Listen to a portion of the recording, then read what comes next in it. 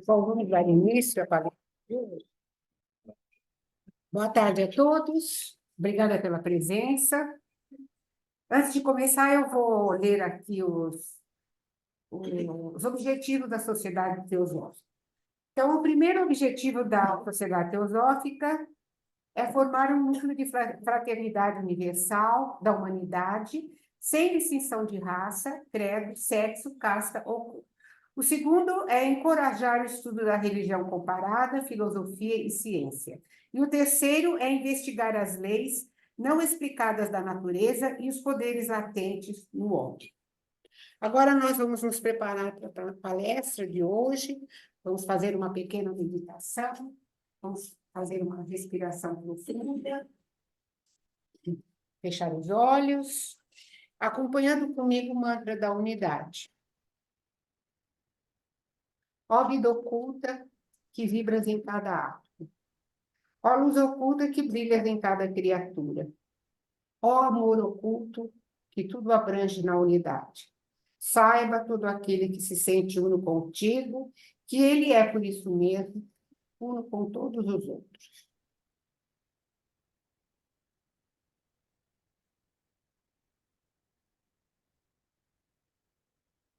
Namastê. Hoje vamos ter o Diego, falando sobre a linguagem universal, geometria, segundo a filosofia, uma jornada de descoberta e iluminação.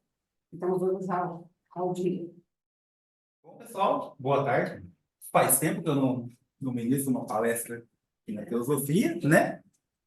Então, vamos a ela. Nós vamos falar sobre como a Márcia disse, sobre a linguagem universal da geometria. Que tamanho, né, de tema, mas vamos desmistificar ele.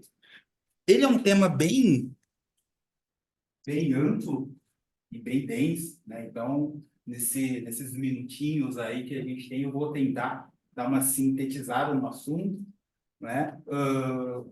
E aí, caso for interessante, vocês sentirem interesse em alguma parte desse tema, a gente pode trazer a continuação disso ou a profundidade disso no futuro, tá bom? Então, para explicar tudo isso, né, eu resolvi chamar aí algumas pessoas para me ajudar, porque senão ia ficar muito complicado. Então, vou falar como bibliografia, eu utilizei aí a doutrina secreta da Blavatsky, a vida oculta na maçonaria, do Leadbeater, que foi maçom e teólogo, o Delta Luminoso do Risardo da Camilo, que é uma das grandes mentes aí da atualidade na maçonaria, e o Kai Byron, os três iniciados, lembrando que o Kai Byron tem duas versões aí, peguei a versão dos três iniciados, o Quadrivium, do John Martineau, depois vou falar um pouquinho do que é o Quadrivium, né? O Zohar, do Rabino Shimon Bar Yochai, que foi quem criou, né? Não que criou, mas quem pegou essa revelação para quem está mais por dentro do judaísmo, né? Quem difundiu aí o Zohar, a Kabbalah, ou a Kabbalah, né? Para quem prefere falar assim, e difundido, né? Pelo Ravi Mihael Leitman, que é um PhD, que é o responsável atualmente por difundir o Zohar, o livro do Esplendor, e usei a Bíblia Sagrada do Rei James. Então, vamos lá. Que legal. Então, vamos lá. Vamos começar a entender algumas coisas, né? Falar sobre geometria. Às vezes as pessoas não relacionam a geometria com algo filosófico ou com alguma coisa mística, mas a geometria, que é a geometria, né? O que é a geometria sagrada? A gente vai desmistificar algumas palavrinhas aqui para que a gente possa seguir com o trabalho, tá? Bom, primeiro, por que esse tema, né? Todo ser humano, ele passa por um momento de introspecção. Às vezes a gente acaba tendo algum trauma na vida, uma perda, ou enfim, alguma coisa que acaba causando trauma para a gente. Em algum momento da nossa vida, seja ela rápida ou demorada, a gente acaba se voltando para nós mesmos. A gente acaba introspectando algumas coisas. E isso aconteceu comigo também, em 2018. Eu tive um trauma muito grande, vamos dizer assim, uma experiência que me fez introspectar. E eu vim das ciências exatas, né? Como que eu vou introspectar? Como essa coisa de filosofia, algumas coisas, nem tudo parecia tão certo, tão igual do jeito que diziam que era. E aí eu comecei a estudar. E aí, conforme eu fui estudando, eu fui percebendo que algumas coisas, ou todas elas, acabavam se fechando em padrões, em leis universais. E aí foi quando eu ouvi falar sobre a geometria.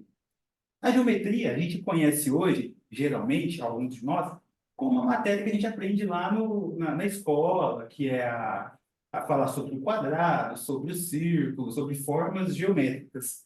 E ela é, mas não é só isso. A geometria é como se fosse um grande círculo, e a gente geralmente está acostumado a aprender isso daqui, esse pedacinho da geometria. Então, hoje eu vou tentar, né, abranger um pouquinho mais do que esse pedacinho, tá? Geometria sagrada por quê, né? Geometria sagrada porque esse pedacinho que a gente estuda, né, academicamente, basicamente a gente estuda os símbolos, as formas, e a geometria sagrada, de uma forma muito simplória, ela é uma forma de expressar essas formas, dar símbolos para algumas leis, para alguns ciclos, e aí eu utilizo aquilo como uma lei universal. Vamos entender isso. Mas antes de falar sobre geometria sagrada, a gente tem que falar sobre lógica. Tá bom? Meu Deus, o que que é isso? Alguém sabe o que que é isso aqui? Já viu isso aqui em algum lugar? Não sabe o que isso é.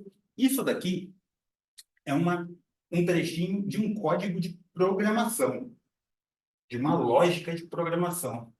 Diego, que é isso, né? Vamos lá. Hoje, nós estamos acostumados com celular, estamos acostumados com computador, com vários equipamentos eletrônicos, certo? Esses equipamentos eletrônicos, todos eles, né, vamos usar o celular para todo mundo ficar na mesma página, esse celular tem diversos aplicativos. Esses aplicativos são programas, são softwares, são sistemas que foram desenvolvidos por alguém para fazer determinada coisa. Então, por exemplo, o WhatsApp, ele está ali para encontrar duas pessoas, né, para falar, seja por vídeo, por voz. E todos os aplicativos, né, eles são construídos através de alguma coisa. Esse alguma coisa se chama linguagem de programação. É como se fosse uma ferramenta para desenvolver programas, tá? Só que existem inúmeras linguagens de programação e a gente não vai focar nessa parte técnica. Mas existe uma coisa que todas as linguagens de programação têm em comum, que é a lógica de programação, tá? E o que é essa lógica? Essa lógica a gente vai falar dela durante toda a nossa jornada aqui. Só que eu estou achando vocês um pouco quietinhos demais, eu queria que vocês me ajudassem a concluir isso daqui, tá? Então, eu gostaria, do fundo do coração, que vocês repetissem comigo essa palavra, que é a lógica. Vou contar até 3, vocês vão falar lógica. Lógica. 1, 2, 3, lógica. Vamos aprendendo? 1, 2, 3, lógica. Então, tá bom. Então, vamos aprender o princípio da lógica para a gente entrar na geometria e falar sobre o que ela é na parte sagrada, nas leis universais e na teologia. Vamos lá. A título de curiosidade, aqui, esse código, essa linguagem, essa lógica de programação, ela fala o seguinte, que em algum momento, né, essa idade recebeu esse número, que é 20. Então, imagina que eu estou entrando na balada, na discoteca, ou em algum lugar que tem que ser maior que 18 anos, né? Então, eu entrei ali e aí o cara me pediu a carteirinha. Quantos anos você tem? Tenho 20 anos. Ele jogou no sistema lá. Ah, beleza. Então, if é se, tá? Em inglês. Se a sua idade for maior ou igual que 18 anos, beleza. Então, você é maior de idade. Automaticamente, você pode entrar. Agora, se a sua idade não for maior que 18 anos, ou seja, for menor, então você é menor de idade, você não pode entrar na festa. Certo? Essa é a lógica. Se você for maior de idade, você entra. Se você não for, você não entra. Então, você só consegue acessar aquele lugar se você for maior de 18 anos. Isso é lógica, certo? Lógica, beleza. Então, vamos lá. Essa, né, é uma estrutura lógica condicional, porque tem uma condição que eu vou entrar, eu tenho acesso a alguma coisa só se eu for maior de 18 anos, tá? Então, essa estrutura lógica condicional na programação, onde para que você receba alguma coisa, ou um determinado resultado, você precisa programar, escrever a lógica. Isso. Beleza? Então, com a evolução da tecnologia, o qual já estamos vivenciando, né, nós já estamos no meio de uma evolução tecnológica. Dentre outras, a inteligência artificial, a gente vai esmiuçar isso daqui, que nada mais é do que a alimentação constante de uma base de dados, que é o nosso cérebro, juntamente com lógicas eficientes de mineração de dados, que são as nossas sinapses. Quais dados, quais resultados que a gente obtém? O que é isso, gente? O que você está falando? Eu já descobri o que é a lógica. A lógica é alguma coisa que é óbvio, talvez, né? Poxa, é lógico, né? Então, qual que é a relação aqui? Hoje a gente está no meio dessa revolução tecnológica. A tecnologia, para desmistificar, nada mais é do que uma forma de mecanizar, né? Só que de uma forma inteligente, eu vou explicar isso. Ações, né? Ou trabalhos, ou coisas, né? Para que nós, seres humanos, fiquemos mais confortáveis. Então, a tecnologia, ela nada mais é do que o espelho da inteligência do ser humano. E por que artificial? Porque não é humano, né? É uma inteligência espelhada do homem, só que artificial. A alimentação, não sei se alguém já conversou com o ChatGPT, com o Google, enfim, já inseriu alguma informação dentro de algum sistema, né? Você está alimentando aquela inteligência artificial, você está contribuindo para a lógica do cara, né? Do robô e tudo mais. Essa alimentação, que é a base de dados, que nada mais é do que um conjunto de equipamentos, não vou entrar na parte técnica, ele é relacionado ao nosso cérebro, tá? Então, a inteligência do robô é relacionada ao nosso cérebro. Assim como a mineração, a busca da informação, né, dos dados, é relacionada às nossas sinapses do nosso cérebro. Então, basicamente, acontece o seguinte. Vamos supor que eu estou dirigindo, que eu tenho o costume de dirigir para o mercado todos os dias, né? E eu faço um caminho, todos os dias, o mesmo caminho. O que acontece no meu cérebro, né? Meu cérebro está acostumado com aquele caminho. Então, ele libera sinapses, são impulsos elétricos ali no cérebro, para falar, ó, o Diego está indo para o mercado. Então, eu vou quase que no automático. Às vezes você nem vê o caminho que você está percorrendo, mas você chega lá. Então, está acostumado. Só que se eu fizer um caminho diferente, o que acontece? Às vezes eu me perco, às vezes eu demoro um pouco mais. Por quê? Porque meu cérebro não está acostumado a chegar ali naquele local, né? Então, essas sinapses, elas precisam dar mais saltos dentro do nosso cérebro para achar o caminho correto. Pô, ele nunca passou por aqui. Ó, essa rua já é conhecida. Ó, esse é um caminho novo, presta atenção. E aquelas sinapses, aqueles choquezinhos elétricos vão pulando ali dentro. A partir do momento que você vai se acostumando, né, com aquele novo caminho, o que acontece? Vai ficar confortável para o seu cérebro. E o nosso cérebro sempre busca algo confortável para nós, né? Então, é normal que a gente se perca, né? Às vezes num caminho novo ou numa tarefa nova que a gente esteja fazendo. E por isso que os médicos falam para a gente sempre fazer isso, para estar estimulando novas sinapses, tá? Então, como a gente já entendeu que a lógica é algo que é óbvio, né? E que essa tecnologia nada mais é do que uma cópia do ser humano, uma base da inteligência do ser humano. Vamos dar um exemplo. Então, vamos supor que eu quero, vou usar esse lado, eu quero passar para a cozinha, né? Então, se eu vir aqui, ó, esse caminho não é o caminho mais correto, porque eu vou esbarrar nessa coluna. Então, esse caminho, o que que o meu cérebro faz? Ele fala, ó, esse não é o melhor caminho. Então, meu cérebro fala, não vá mais por aí, cara. Ou pelo menos deveria falar, não vá por aí. Agora, se eu vou por aqui, é um caminho mais fácil para mim, eu tenho acesso. Então, na teoria, né, na nossa vida, né, a gente deveria, conforme fosse passando o tempo, nós pegássemos as informações dos caminhos mais fáceis, acessasse os caminhos mais fáceis, as coisas que deram certo, e acrescentasse isso como uma lógica. Para quê? Para que a gente sempre fizesse esse caminho correto. Qual caminho? Se eu quero ir para a cozinha, então eu vou por esse caminho. E nós deixássemos as coisas que não são tão eficazes assim, como ir para a cozinha, tentando atravessar essa parede aqui. Tá? Então, isso é lógica. Então, constantemente, o nosso cérebro, o nosso corpo, né, a nossa mente, ela deveria sempre querer buscar esse novo caminho, tá? E qual é esse novo caminho? O caminho que é eficaz, o caminho que te dá um resultado esperado. Beleza. Ah, Diego, mas isso é óbvio, né? Isso é lógico, a gente sempre vai querer buscar o caminho, o que é mais eficaz, o que é mais eficiente.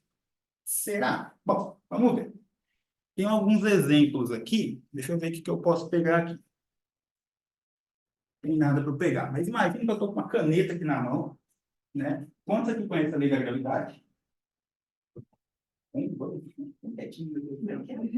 Lei da gravidade? Alguém já ouviu falar da lei da gravidade? Então, imagina que eu tenho uma caneta aqui na minha mão, né? E aí eu solto essa caneta. O que que vai acontecer? Ela vai cair no chão. Isso é lógico. Então, se eu soltar um objeto, então ele vai cair. É lógico, vai cair. Reciprocidade. Se eu chegar aqui na Gina, e aí, Gina, tudo bem? Não. E aí eu dou um sorriso para ela, o que que aconteceu? Eu dou um sorriso. Por quê? Porque é reciprocidade, é uma lei universal. Se eu dou um sorriso, então me devolve um sorriso, né? Se eu vou com uma energia positiva para ela, ela me devolve essa energia positiva. Agora, se eu vou tudo para um carro, sei lá, ela vai me devolver essa mesma reação. Entendeu? Agora, Não está registrado.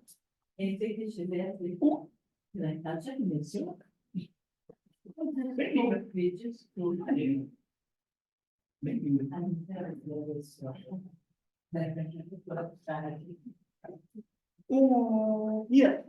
Um outro exemplo é o karma. O karma, se eu planto, o que que acontece? Eu colho. Isso é lógico. Então, vocês conseguem imaginar já a amarração do que é a geometria, né? Primeiro, a lógica, né, da geometria, que nada mais é do que o que é óbvio na natureza, as leis que deveriam acontecer e que acontecem, né? Aqui a gente usou a tecnologia, né, que é um pouco mais simples de explicar a lógica, mas será que sempre que a gente planta, a gente colhe? Será que sempre que eu chegar animado para a Regina, por mais que eu tenha toda a energia, será que sempre ela vai me devolver uma energia positiva? Não. Não. Por que será, né? Vamos lá. Por que será, né? Por que será que as máquinas aprendem tão rápido, né? E o ser humano não? Porque o ser humano, ele tem uma coisa, né? Algumas coisas que são paradigmas sentimentos, dentre outras variáveis, que são chamadas na estatística de desvio padrão. Caramba, Diego! Então, se eu venho todo positivo, não é o caso de uma pessoa super parecida, mas se eu venho, por isso que eu estou usando ela como exemplo, então, se eu venho todo positivo aqui do lado dela e ela vem com uma reação negativa, eu deveria ter tido essa reciprocidade da intenção positiva. Só que existem algumas variáveis. O que são essas variáveis? Paradigmas, sentimentos.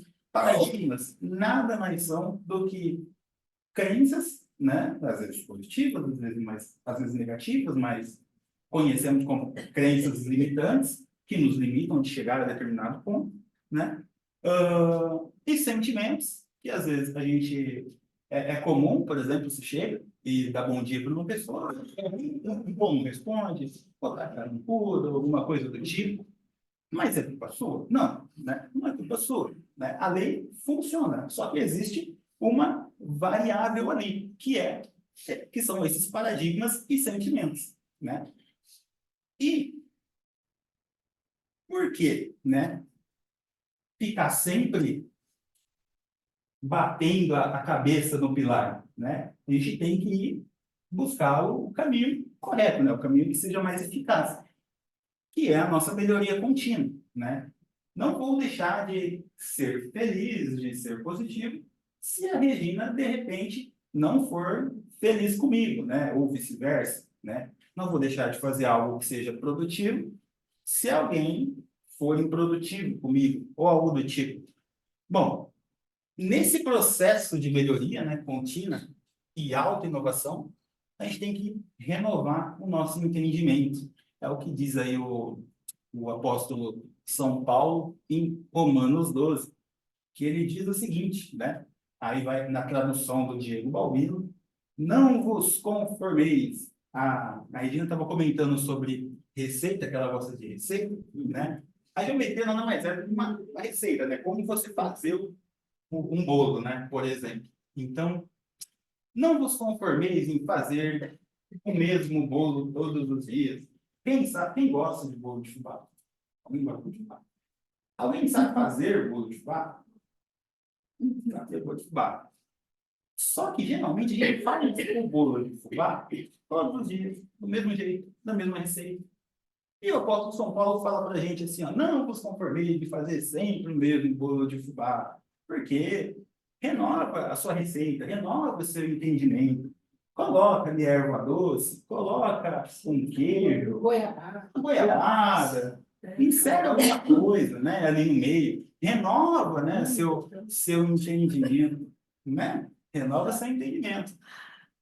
Então, não se conformeis com essas coisas, mas renova seu entendimento.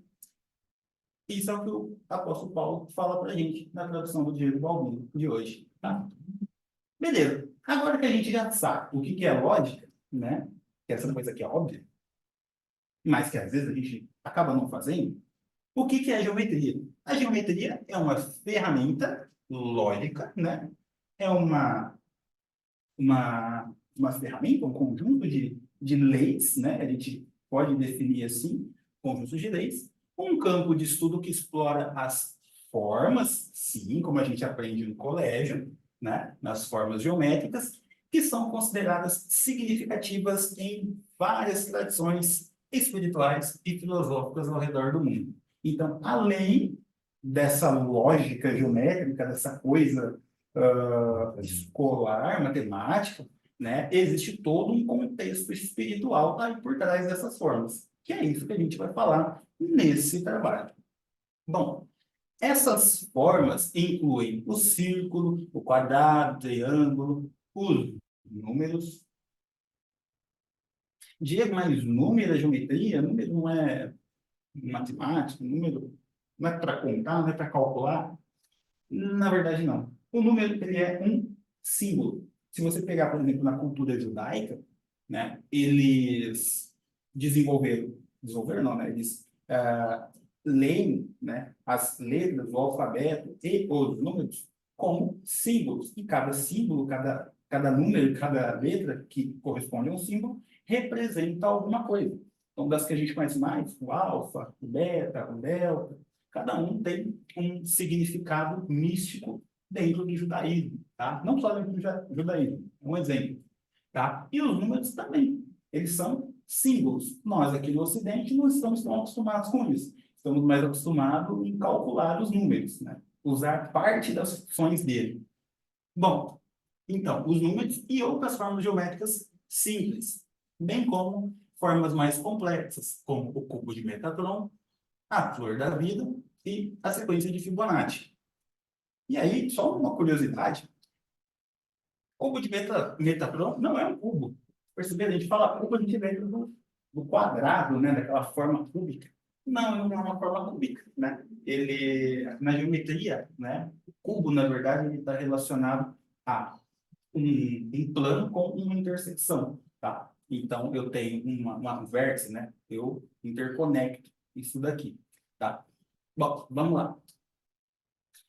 Agora que a gente já está contextualizado, o que a geometria tem a ver com a filosofia, né? Então, vamos lá. O que a Blavatsky diz sobre isso, né?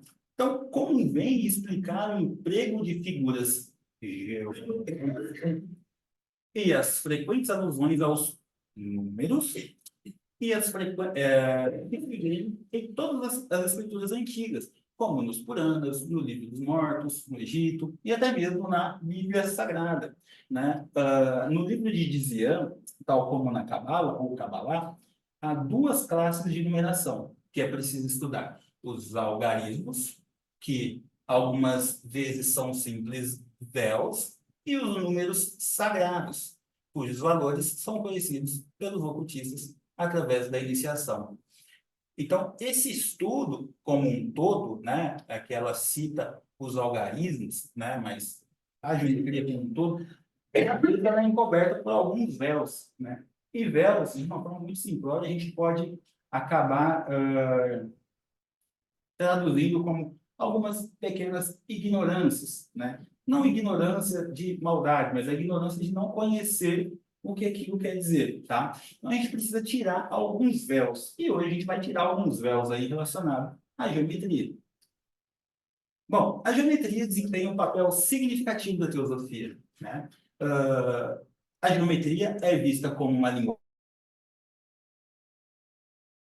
universal que pode ser usada para descrever, compreender os princípios fundamentais que regem o homem e o cosmos. Uma das principais formas geométricas associadas à filosofia é a flor da vida, que é composta por vários círculos sobrepostos que formam um padrão complexo de hexágono, né, de 6 lados, aqui, 3, 4, 5, 6. A flor da vida é considerada um símbolo sagrado que representa a criação do universo e a interconexão de todas as formas de vida. Conexão, outra conexão, aqui você já vê uma outra conexão. Esse é a representação da flor da vida e é uma dos símbolos que a geometria, que a teosofia se utiliza da geometria. Bom, além disso, a teosofia também faz uso de outras formas geométricas, né? Como aqui o quadrado, que representa o quaternário, e o triângulo, que representa o ternário, que, somados, eles são os 7 corpos. Agora, um exercício para você e para todos os teólogos daqui. O que é o quaternário? O que significa o quaternário? São 4 formas, 4 períodos. 4 corpos, que são Personalidade. O eu, corpo físico, o físico, mental, astral, Mental e físico, etérico, mental e astral. astral. Perfeito. E o ternário?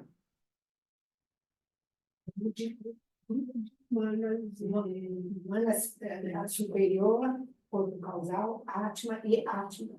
E o budismo. E o último. Aonde está escrito isso? Lugar nenhum. Aqui, lugar nenhum. Mas está escrito, sabe onde? No consciente coletivo dos teólogos. Por quê? Quando a gente olha para o quadrado, a gente lembra do quaternário. Aqui, na geometria, na escola, é só um quadrado. Na teosofia, representa os 4 corpos. como no xamanismo, poderia representar água, ar, fogo e terra, dentre outros, tá? Então, esse quadrado no nosso consciente coletivo representa o quaternário da teosofia. E aqui o ternário, e aqui os 7 corpos, certo? Então, olha só a geometria imperceptível, mas explicando uma das leis da composição do ser humano. Entretanto, apesar de a gente ter feito essa associação, a teosofia, ela não faz, ela não usa, né, a geometria somente para representar conceitos, né, abstratos, mas também como uma forma de meditação e contemplação, que pode levar a uma compreensão mais profunda da natureza, da realidade e do papel do ser humano no universo. Então, quando eu falo de geometria e olho para esse quadrado, eu vejo o quaternário, tá? Isso é um símbolo para a teosofia, da geometria para a teosofia. Só que eu posso olhar, por exemplo, para aquele ponto aqui em cima, olha naquele cartaz ali, ó. Esse é o símbolo do Om, ou do Aum, né? Eu posso olhar para aquele símbolo e lembrar da meditação, esse daqui, ó, da meditação, que é aquela fonética, algum tal. Quando eu vou fazer uma meditação, se alguém já fez alguma meditação guiada, por algumas vezes você já pegou o locutor falando o seguinte: feche seus olhos, repouse seus pensamentos sobre as suas sobrancelhas, imagine uma luz, um ponto luminoso, branco. Você está olhando para um ponto, para um círculo. Então, aquele ponto, aquele círculo, acaba te trazendo paz, tá? Acaba te trazendo algumas visualizações, e aquilo é um ponto, um símbolo geométrico. Certo? Certo. Esse símbolo aqui é o símbolo da sociedade teológica. E esse símbolo aqui, alguém sabe o que é esse símbolo aqui? Esse símbolo, ele, para quem não sabe, a Blavatsky era uma condessa russa. Era uma condessa russa. Era uma condessa russa. Apesar de ela não se utilizar desse mérito, enfim, dessa prerrogativa na filosofia, mas ela era uma condessa. Então, esse era o símbolo do brasão da família dela. Ela copiou o brasão. Isso. Ela se inspirou nesse brasão. Exatamente. A coroa, né, da condessa, aqui o Ouroboros, né? Aqui o hexágono, né? Aqui alguns símbolos cabalísticos aqui e astrológicos. E aqui no meio, né, tá meio ocultado, mas é a cruz a cruz egípcia, né? Aqui está ocultado com o E e o B, né, do Helena Blavatsky.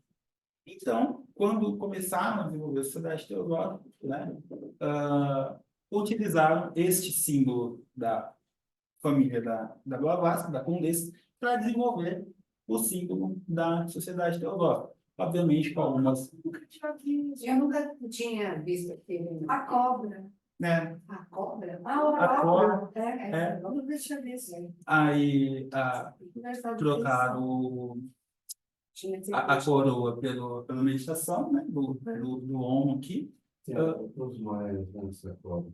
E A suástica manteve aqui em cima, foi o único símbolo cabalístico que mantiveram. Exatamente. E aqui mantiveram o hexágono, né? E aqui a cruz egípcia, ela já não está mais ocultada, né? Ela está aberta. E aqui, vamos dizer, o slogan, né, da Sociedade Teosófica, que não há religião superior à verdade. Então, de curiosidade, foi daí que surgiu o símbolo da Sociedade Teosófica. Tá? São vários símbolos que significam muitas coisas aqui dentro. A gente vai falar de alguns durante o trabalho, mas isso é geometria. Bom, vamos fazer um prelúdio aqui. A geometria, ela está relacionada também na arte, na música, e em diferentes tradições. Enquanto vocês vão olhando aí, eu vou tomar um copo d'água, que eu...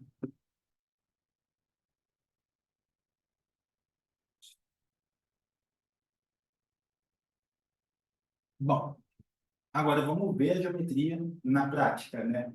Vimos na prática de uma forma mais filosófica, agora vamos ver como que ela se aplica no dia a dia, no cotidiano.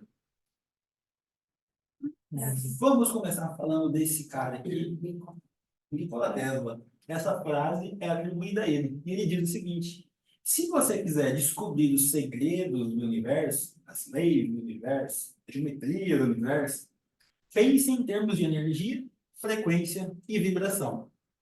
Para quem não conhece Nikola Tesla, só um parênteses rapidinho, Nikola Tesla foi dentre tantas outras invenções, ele foi um cientista, e ele desenvolveu o projeto da corrente alternada. Tá? O que é isso, Diego? O que é corrente alternada? Thomas Edison, acho que todo mundo é unânime, já ouviu falar do Thomas Edison. O Tesla foi funcionário das indústrias do Edison. Na época, o Edison estava desenvolvendo, na verdade, ele já tinha desenvolvido o projeto de corrente contínua, que nada mais é do que as baterias, exatamente. Tudo que é bateria, tudo que tem uma linha reta, né, de tensão, enfim, de corrente, aquilo é corrente contínua. Só que isso era um projeto muito caro, porque para eu levar energia nas casas das pessoas, eu precisaria ter praticamente uma usina de baterias elétricas a cada, se eu salvo engano, cada 1.000 quilômetros, algo do tipo. Mas era uma coisa muito inviável financeiramente. Só que o Edison já estava ganhando muito dinheiro em relação a isso. E aí, o Nikola Tesla desenvolveu a corrente alternada, que é o que a gente conhece hoje. A gente vê aquelas torres da CPFL, por exemplo, aqui, né, no estado de São Paulo, e vê aqueles cabos que levam, tem as subestações, né, na cidade, da CPFL, e aí aqueles cabos levando de uma cidade para outra, esses cabos que ficam passando aqui, isso foi desenvolvido pelo Nikola Tesla. E aí houve muita briga comercial e tudo mais, mas a gente não vai entrar nesse detalhe. Mas o que o Nikola falava, né? Ele falava que basicamente tudo é energia, frequência e vibração.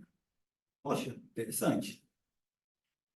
Então, a gente pode pensar da frase do Tesla, essa questão da vibração, que nos remete a som, a gente consegue associar vibração com som, né? Tudo que vibra está emitindo um som, o som vai depender desse carinha aqui, que é a frequência, que é o Hertz, né? É a unidade de medida. E modulado harmônica melodicamente através da energia de quem executa. Diego, traduz isso para mim, vamos desmistificar isso. Vamos lá. Quando a gente, deixa eu ver aqui está mais moderno, né? Mas nas nossas casas, em algumas das nossas casas, ou antigamente vocês lembram de rosquear aquela lâmpada redondinha, que tem os filamentozinhos? Mesmo a gente não vendo, né, aquela lâmpada, ela pisca 60 vezes por segundo. E a gente não vê ela piscando. Mas ela pisca, ela vibra 60 vezes por segundo. Essa quantidade de vibração é a unidade de medida Hertz, que é a frequência. Tá?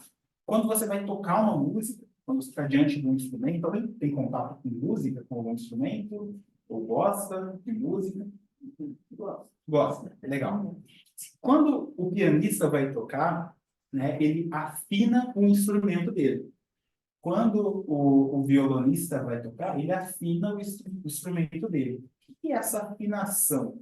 Ele está moldando o padrão da frequência do instrumento dele para um padrão, né, audível, né, e inteligível para o ser humano. Tá? Então, por exemplo, a vibração do violão é em 440 Hz. Tá? Então, a gente viu essas lâmpadas, essas mais modernas aqui, elas vibram muito mais. Então, a gente está acostumado a falar assim, eu vou usar a Márcia, olha ali, não está só aí. Então, por exemplo, nossa, eu vim aqui perto da Márcia, tal, nossa, a Márcia está numa vibração tão boa, tão para cima, né? Ela está vibrando. E o nosso corpo vibra, né? Não existe matéria morta. A gente está vibrando. Eu não sei trazer exatamente em quantos hertz o nosso corpo está vibrando, mas os nossos átomos, nossas moléculas estão vibrando, né? Então, se eu chego perto da Mars, consigo sentir a frequência positiva dela, ou do ambiente em geral, né? Eu consigo receber aquela influência do ambiente, daquela frequência. Obviamente, né? Quando eu toco um instrumento musical, né? Ou quando eu ouço o som, aquilo também vai afetar o meu corpo. Quando eu vocalizo, né? O OM ou qualquer outro tipo de meditação vocálica, eu estou influenciando no meu corpo também. Eu estou recebendo aquela vibração, aquela frequência, tá? E o que é harmonia? Que é melodia, né? Nada mais é do que eu pegar aquele conjunto de barulhos, né? De barulhos de frequência e afunilar. Ó, peguei a energia e quero transmitir isso para você. Isso é a harmonia e a melodia, tá? Bom, a música, ela tem seus intervalos de frequência, com seus intervalos de frequência, ela possui poderes, né? De poderes no sentido de poder, né? Ela pode influenciar, interferir no corpo do ser humano, de quem a aprecia, né? De quem está apreciando a música. Pois todos vibramos, como podemos ser moldados pelo nosso ambiente, né? Através da frequência, é lógico dizer que a frequência musical, independente de qual for, né, né, pode nos alegrar, deixar deprimidos, agitados e etc. Existe até uma linha de estudo, na verdade, uma prática, né, que é a musicoterapia. A mulher, quando ela está gestando, né, ela recebe, né, ela começa a ouvir determinadas músicas e aquelas músicas acabam vibrando, né, no ouvido e chegando até o bebê. Muitas pessoas utilizam isso para ter uma gravidez mais tranquila, deixar a criança mais calma. Musicoterapia, usando a frequência musical, a vibração, modulado para interferir, para ajudar na gestação. Bom, então percebemos facilmente que a música, a vibração, corresponde à geometria, que é um padrão, né? Um padrão vibracional, um padrão de frequência. Vimos que as geometrias são padrões lógicos. Assim também a música, que apesar de parecer algo tão abstrato, é a representação artística dos números em harmonia, tá?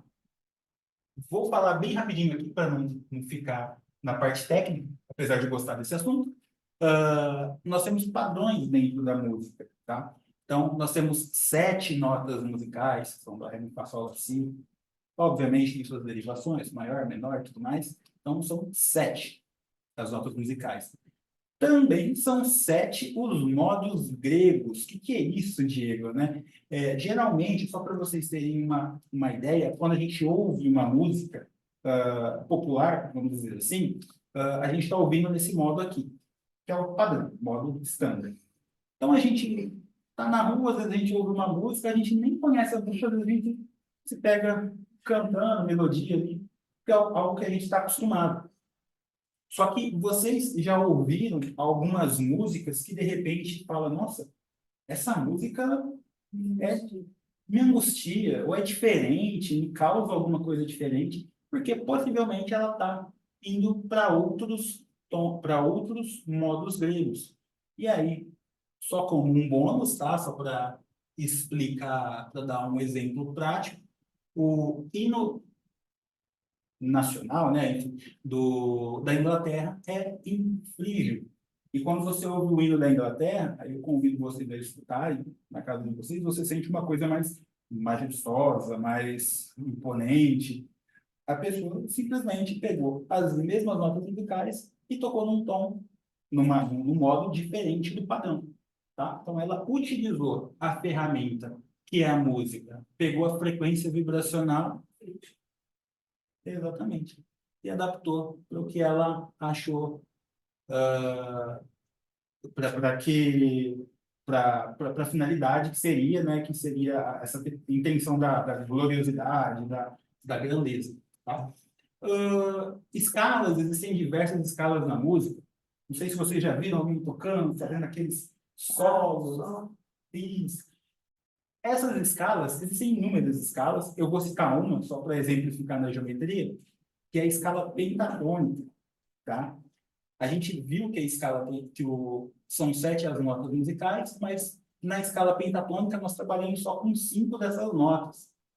E aí, para quem é dessa época, ou para quem gosta, né, desse estilo, como eu gosto, né, quem já ouviu Elvis, já ouviu essas bandas dos anos 70, dos anos 80, nessa, desse nascimento do rock, do blues, essa coisa mais agitada, né, essa coisa mais rebelde na época, né, ela se dava por conta dessa estrutura aqui, que não era a estrutura completa, era uma estrutura de 5 notas. Assim como o frígio, ele demonstra uma certa intenção, essa escala pentatônica também influenciava de uma forma mais agitada, mais rebelde. E por isso nasceu o que a gente chama, né, da pentatônica, e a gente ouve, né, dizer, nossa, a gente ouve ainda hoje, né, as associações de que o rock é algo demoníaco, algo maligno, algo ruim, né? E por conta disso, por conta dessa rebeldia que essa escala traz ainda hoje na música. E só um parênteses, Diego, o que tem a ver com a geometria? Eles utilizavam essa pentatônica, faziam associação com pentagrama, que o pentagrama foi associado muitas vezes a algo maligno, as pessoas ignorantes, sem saber o que seria, então houve muito dessa associação. Então, escalas também são números, também é geometria. Tríade, né? Tríade, para quem vai tocar, né? Tipo, vai fazer os acordes. Então, se você souber a fórmula dessas tríades aqui, você consegue tocar piano sem nunca nem ter conhecido, sem nunca nem ter tido uma aula de piano. Então, por exemplo, esse T3 e 5 é 1, 3 e 5, tá? 1, 3 e 5. T significa 1. Então, se eu sentar, né, vocês podem até fazer essa média quando vocês sentarem na frente de um piano.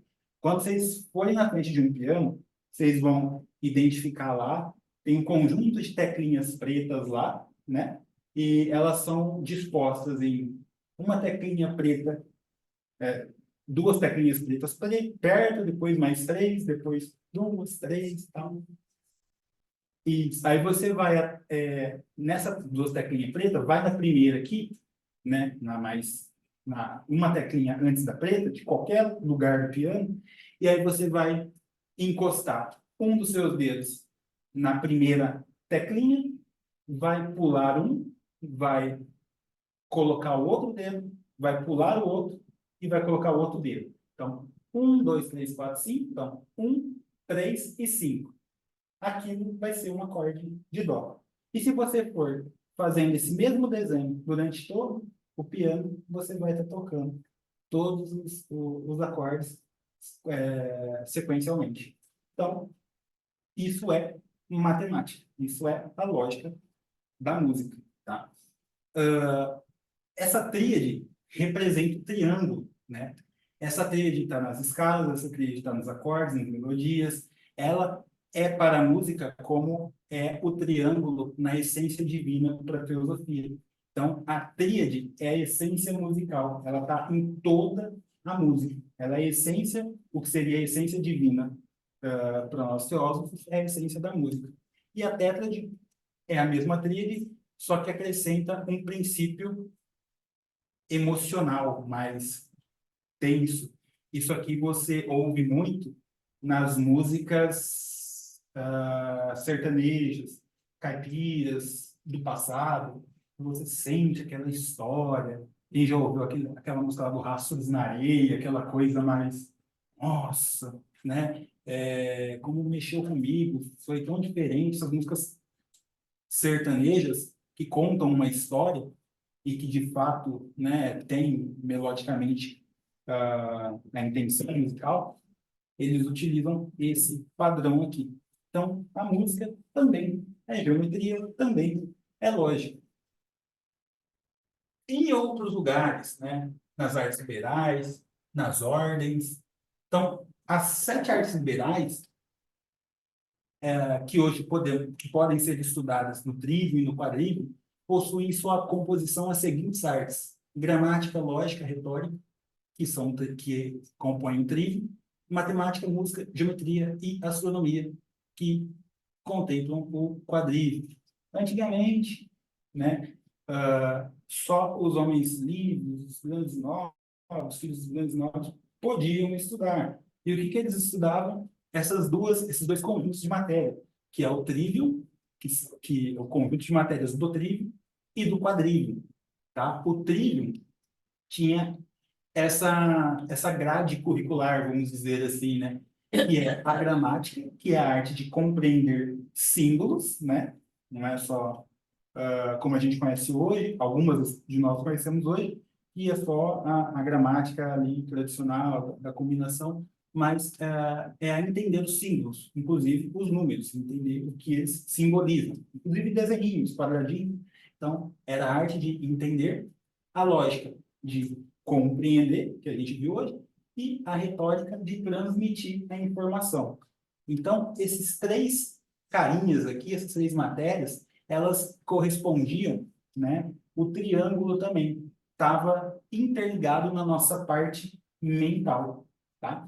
E o quadrívio, por sua vez, estava relacionado à aplicação desse entendimento lógico, que era a matemática, não só focada na arte de calcular, mas no sentido de padronizar os números, a aplicação dela na música, como o Miguel comentou, a geometria, que são esses padrões sagrados, e a astronomia, que a geometria também, além disso, né, ela é utilizada para estudar a astronomia, os padrões de como as coisas ficam lá em cima, lá no céu.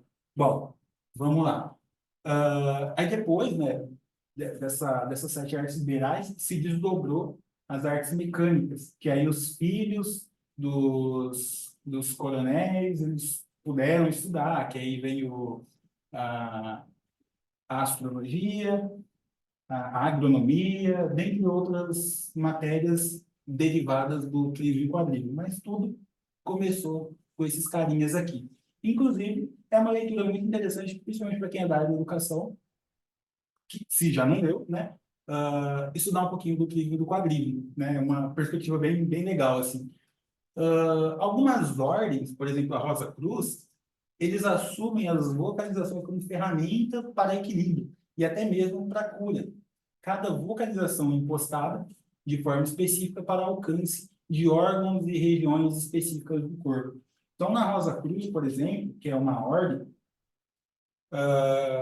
ela tem a prática de meditação, de vocalização, e você imposta, né? Você joga aquele som, aquela vibração daquele som para uma região específica do corpo. Então, por exemplo, eu vou jogar aqui para a parte de cima da cabeça, topo da cabeça, ou aqui na garganta. Então, eu vou falar um padrão de som específico que vai vibrar determinada região, por exemplo, aqui na garganta.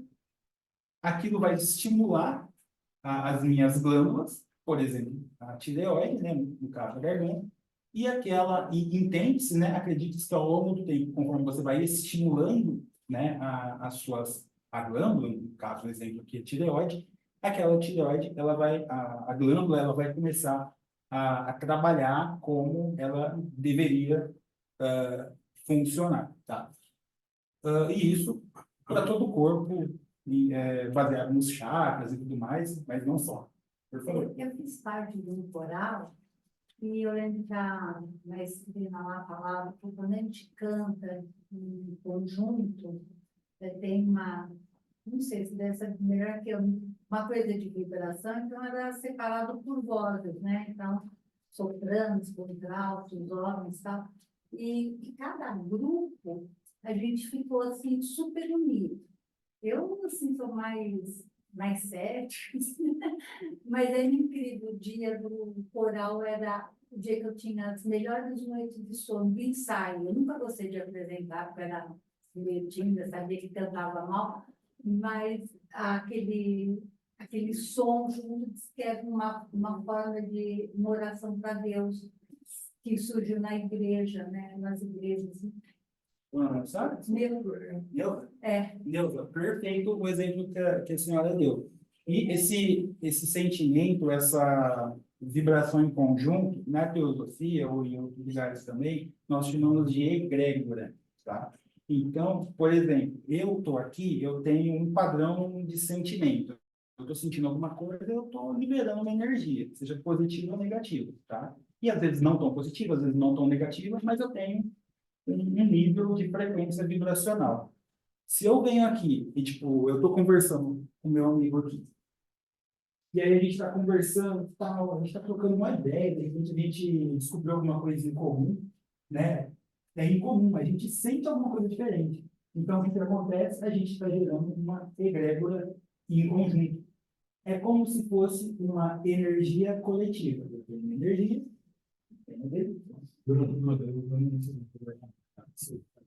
então, eu estou liberando energia, o Bruno está liberando outra energia, e juntos a gente está liberando uma terceira energia. Tá? Essa terceira energia se chama egrégora. Tá? Então, quando eu estou num conjunto musical, eu sei que você sentiu, porque eu também senti muito isso, quando você está num conjunto musical tocando, ou até mesmo ouvindo, mas principalmente tocando, que você está liberando, você está executando, né? Seja por voz, seja ou não, você está emitindo uma vibração. Só que os seus pares, por exemplo, os sopranos, eles estão emitindo a mesma vibração. Tá? Então, vocês estão ali unidos, de certa forma, e vocês estão emitindo uma energia, sim, que para nós chamamos de egrégora. Tá? Em outras ordens, por exemplo, seria a cadeia de união. Tá? Então, muito bem colocado. Bom, na maçonaria, tem-se uma riquíssima coletânea de símbolos geométricos e suas representações filosóficas e morais. Dentre tantas, né, símbolos, eu deixei citado aqui a régua de 24 polegadas, que simboliza, dentre tantos significados, a diligência em medirmos o nosso tempo diário, assim empregando com inteligência os nossos esforços diários. O que é a régua de 24 polegadas? É uma régua mesmo, né, de medir, só que ela tem 24 polegadas. Tá? E, assim como ela tem 24 polegadas, a gente tem 24 horas no dia, então, simbolicamente, isso representa, né, de uma forma muito simplória, tá? Uma pessoa mais especialista do que eu, né, Valdomiro aqui, mas representa essa nossa diligência em aplicar o nosso esforço, porque não adianta você fazer um monte de coisa, fazendo, só que você está fazendo sem inteligência. Às vezes você só está gastando energia, né? Então, se você aplicar a sua estratégia, né? Eu vou fazer um almoço, né? Tá, beleza, eu vou fazer um almoço diferente, mas será que eu vou fazer um almoço para a semana? Eu já vou deixar todos os legumes já picados, sabe? Essa estratégia de fazer o almoço, você acaba economizando o tempo, né? Remindo o tempo, né? Porque os bens mais preciosos a gente tem hoje é o tempo, né? Se não, a gente faz essa redução do tempo e aplica com inteligência aquilo ou aquele emprego da energia, tá? A arte de muitas catedrais que foram construídas de forma estratégica e padronizadas geometricamente, cujos símbolos refletem a energia ímpar em quem as adentram. Arte esta que se transmite a museus, quadros, esculturas, dentre várias expressões geométricas. Então, às vezes você entra dentro de uma catedral, dentro de um ambiente, você sente alguma coisa diferente, né, ali dentro. Alguma coisa divina, ou simplesmente sente alguma coisa diferente. Esse sentir, né, muitas vezes, desses lugares foi propositalmente, né, elaborado para que você sentisse aquela energia, tá? Aqui é um exemplo de um templo, fica lá em Madrid. Eu e minha esposa, nós fomos presente lá nesse templo, chama Templo do Debode, fica lá em Madrid. É um templo egípcio que foi doado para a Espanha, tá? E quando você entra lá dentro, você recebe sim uma energia diferente, tá? O sol, por exemplo, vamos supor que ele está aqui, ele vai ter um reflexo aqui específico que vai passar por esse portal, que vai ter uma influência aqui dentro. E lá dentro, em si, tem diversas câmaras, e aí, em cada câmara dessa, você sente uma energia diferente, por conta do material que foi feito, por conta de N motivos, N fatores que estão aqui. Beleza, mas na arte, então, por exemplo, quando eu vejo o quadro do Miguel, fazendo o jabá do Miguel, então, você vê a expressão do Miguel, né? Você sente algo quando você vê um quadro, uma obra de arte. E existe uma técnica para isso, né, Miguel? Essa técnica é intencional, tá? Por quê? Porque o Miguel quer expressar um determinado sentimento, né, para quem está observando, e aí ele tem esse conjunto de técnicas, né, que sou leigo nesse assunto, mas que vai transmitir aquela ideia, aquele pensamento ou aquele sentimento para quem está ouvindo, para quem tá vendo. Tá? Como a geometria sagrada é utilizada, né, na busca espiritual e na iluminação? A geometria sagrada é utilizada na busca espiritual e na iluminação de várias maneiras, principalmente como uma ferramenta de meditação, que a gente falou lá do Rosa Cruz, meditação, não só, né, mas, por exemplo, contemplação e compreensão dos princípios universais. A seguir, algumas maneiras pelas quais a geometria sagrada é aplicada nesse contexto. A gente vai começar a ver algumas aplicações. Então, meditação e visualização, né? A contemplação de formas geométricas pode ajudar a concentração e na focalização da mente. Aquilo que eu falei, imagine uma luz branca, um ponto de luz branca, então você vai ficar mentalizando, focando, tendo mais concentração naquilo. Para algumas pessoas algumas linhas mais contemporâneas, né? Se veja, né, num lugar com a pessoa que você gosta, se imagine na casa, se imagine no carro, no ambiente, ou de determinada forma, né? O que você está falando para o teu cérebro, né? Você está falando para ele o seguinte, falou, os detalhes estão aqui. Você pode tirar os paradigmas, né? Que está tudo normal, né? O cérebro ele tende a pegar o conforto. Então, se eu não conheço algo, meu cérebro não vai buscar, tá? Não vai liberar os hormônios específicos para você executar determinadas coisas. E aí onde vem a sabotagem, né? Então, quando você visualiza aquela coisa no detalhe, você está falando para o seu cérebro, isso é confortável, isso é natural, isso é bom. E aí aquilo você vai pegando tranquilidade, não quer dizer que aquilo vai aparecer na sua frente, mas você vai pegar segurança, né? Vai ter segurança para buscar aquilo. Harmonização e equilíbrio. Acredito que as formas geométricas sagradas contenham qualidades intrínsecas de harmonia, equilíbrio e ordem. E ao meditar sobre essas formas, como por exemplo o ponto, pode-se buscar a incorporação dessas qualidades na própria vida, promovendo o equilíbrio interior e a paz de espírito.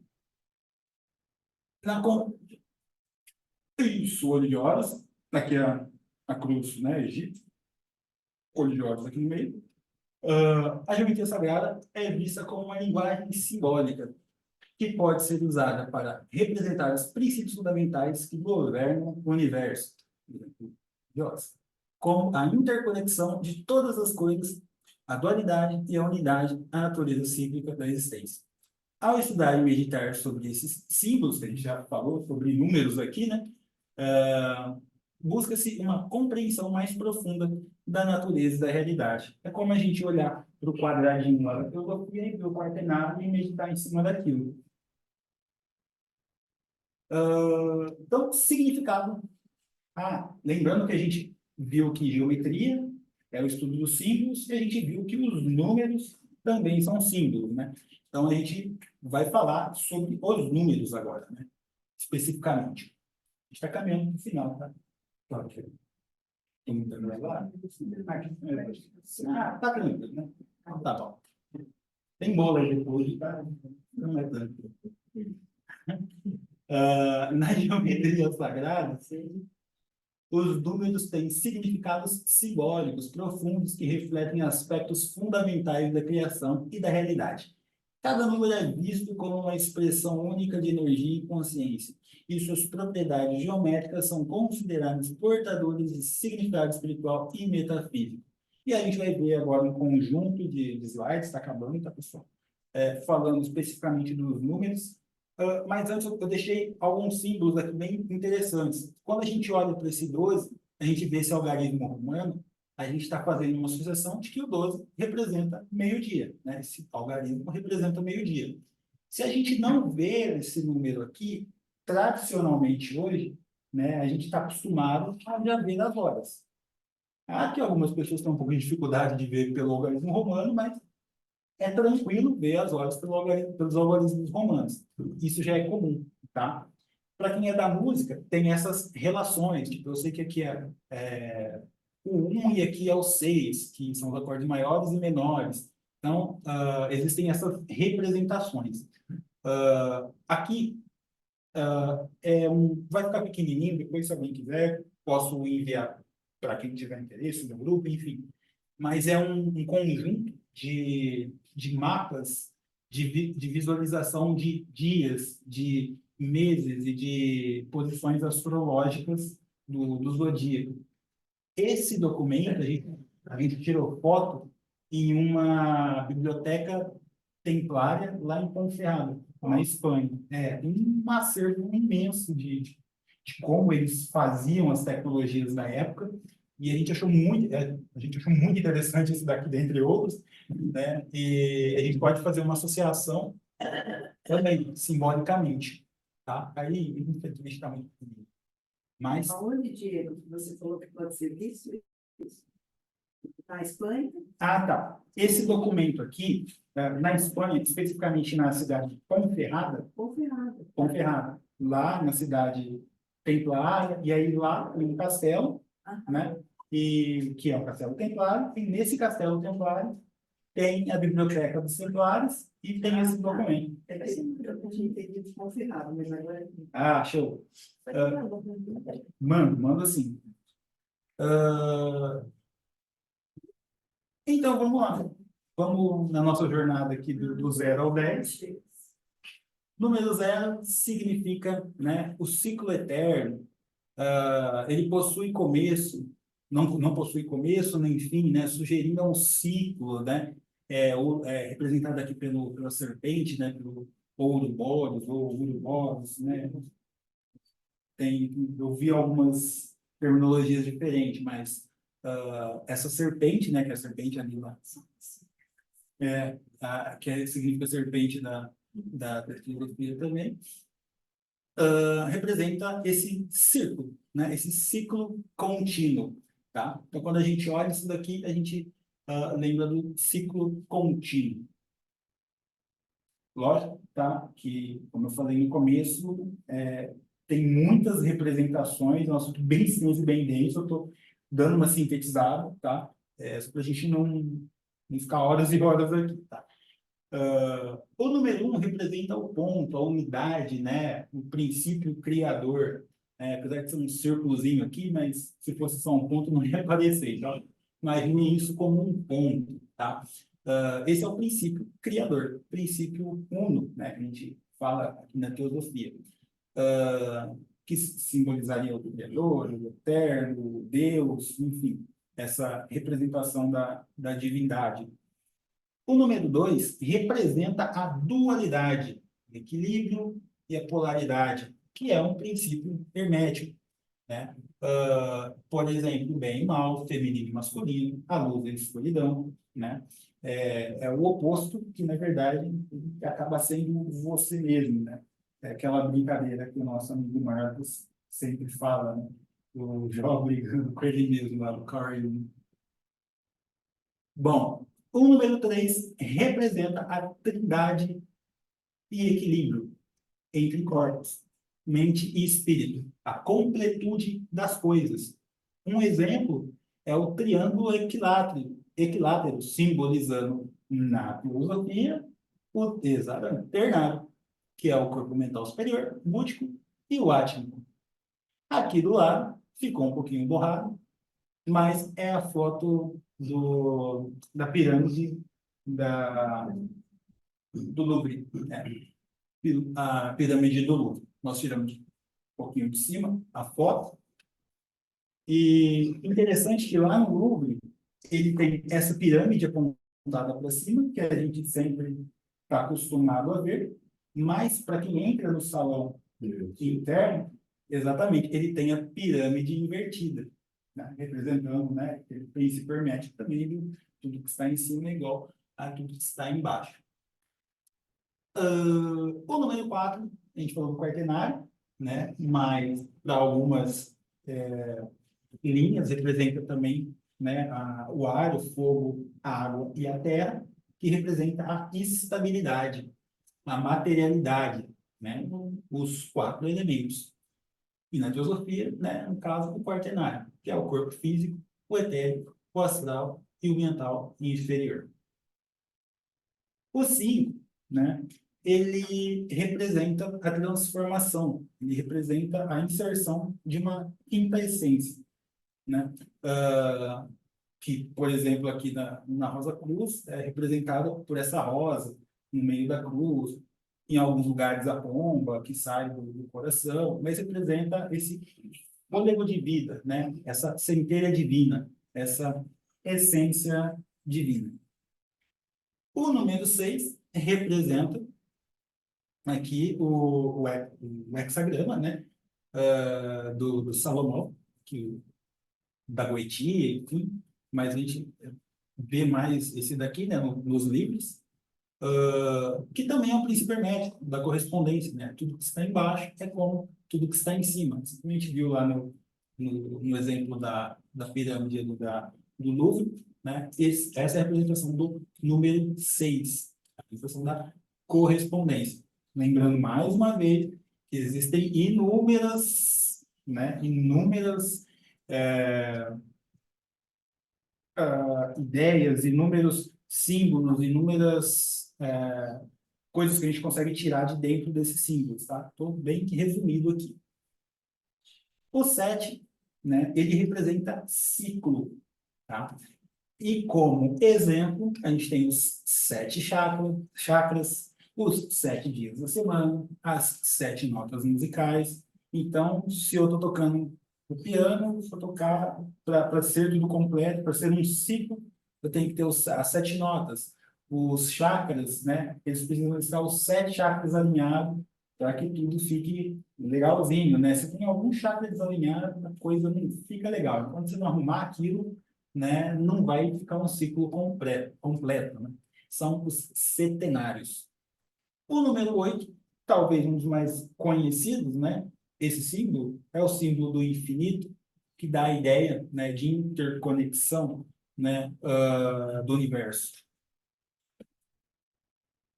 O número 9 é a representação da plenitude, ou triplo poder do número 3. E a gente consegue exemplificar pela gestação, que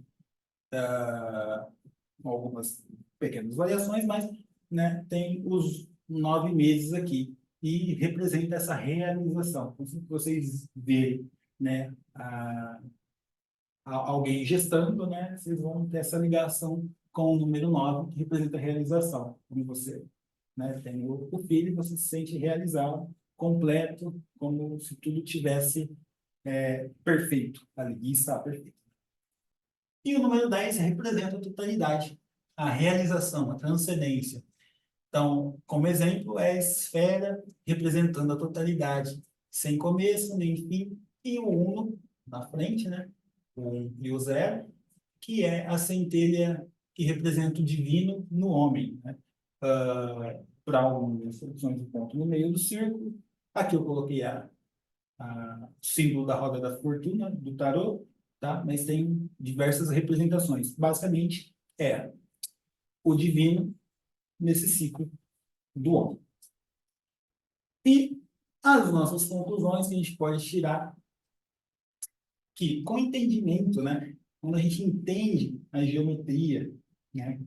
Geometria nesse entende os padrões, os ciclos das coisas, associado os números, que também e os símbolos, né? Que também são símbolos, mas propositalmente, de forma redundante, eu coloquei números e símbolos, tá? Porque a gente ainda não está acostumado, às vezes, a pensar no número como símbolo, né? Então, quando a gente entende geometria, quando a gente entende os padrões numéricos, os símbolos, a gente consegue conhecer novos caminhos, né? A gente consegue aprender padrões, conhecer novos caminhos, reconhecer os padrões. Então, por exemplo, eu sei que tem 4 estações do ano, então eu sei que determinada plantação eu não posso plantar na época da chuva. Então, por que eu vou plantar? Mas se eu não conheço isso, eu vou plantar e vou perder a plantação. Então, se eu conheço o ciclo e reconheço esse padrão, eu consigo conceber ações mais assertivas. Eu planto ou não planto, né? Eu faço ou não faço. E aí, a gente consegue, tendo essas percepções, a gente consegue compreender esse ensinamento, né? Com um Salmos, né? Com um resumo de um Salmos do Moisés, que é o Salmos 90:12. E aí, eu gostaria que vocês tentassem associar ou compreender o que essa imagem representa de ativo no ser humano. O que ela representa, né? O versículo é: ensina-nos a contar os nossos dias de tal maneira que alcancemos corações sábios. Essa é a frase do Moisés. Do que ele está falando? O bem mais precioso que a gente tem. Alguém sabe falar qual é esse bem? A vida. A vida contável que representa o nosso tempo, né? Esse é o bem mais precioso que a gente tem, o tempo. O tempo ele consegue ser medido, por exemplo, na regra de 24 polegadas, né, que a gente deu o exemplo aqui, mas ele consegue ser medido também no relógio. Essa aqui é a foto do Big Bang. E se vocês não entenderam nada, né, e eu tenho certeza que vocês entenderam, porque vocês foram super participativos, né, mas se ficou alguma coisa confusa desse slide para trás, mas se vocês entenderem esse slide, já vou sair feliz, tá? O que isso quer dizer, tá? O que esse símbolo quer dizer? Ele é uma torre, tá? Vou falar historicamente bem curtinho. O Big Bang é uma pilha. Essa foi uma foto, eu gosto de tirar foto, tá, pessoal? Então, estou aprendendo essa questão das fotos ainda, dos ângulos e tudo mais. Essa foto é do Big Bang, que tem o apelido de Big Bang. O nome real dele é Clock Tower, tá? O relógio, a torre do relógio. Mas essa torre do relógio, em 2012, teve um nome trocado devido ao jubileu da Rainha Elizabeth. E passou a se chamar Elizabeth Tower, tá? Curiosidade sobre essa torre, ela tem 300 e tantos degraus aqui. E durante essa subida, ao longo dessa subida, existem cadeias, celas ali dentro, que os parlamentares que descumpriam alguma regra, alguma lei, alguma coisa que não podia ser tão aberta ao público, mas que descumprisse a realeza, eles pegavam essa pessoa e deixavam presa nessa torre. Então, como uma figura geométrica, como uma geometria sagrada, lembrem-se que a torre, né, que representa a nossa vida, tem um relógio que está marcando o tempo. O tempo de todo mundo está passando. Nosso tempo está passando. Só que essa torre, esse tempo, né, essa nossa vida, ela pode ser uma cadeia para nós.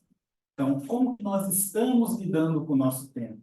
Estamos perdendo tempo brigando, entrando em confusão, ou fazendo alguma coisa que não é interessante, né?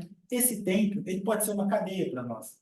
Mas, se nós tivermos essa ideia aqui do Moisés, se a gente souber contar os nossos dias, contar o nosso tempo, contar, né, ser diligente no nosso tempo, nós vamos conseguir deixar essas cadeias, deixar essas coisas que não são interessantes, né, e focar realmente naquilo que faz sentido para nós, tá? Então, vamos focar em cuidar da nossa vida, cuidar do nosso tempo, né, porque ele é tão precioso, ele passa para todo mundo, né? Só que se a gente tiver um coração sábio, se a gente souber ser diligente em cuidar da nossa vida, do nosso tempo, né, a gente vai tê-lo como aliado e não como uma cadeia. Tá bom? É isso que eu queria falar para vocês. Namastê.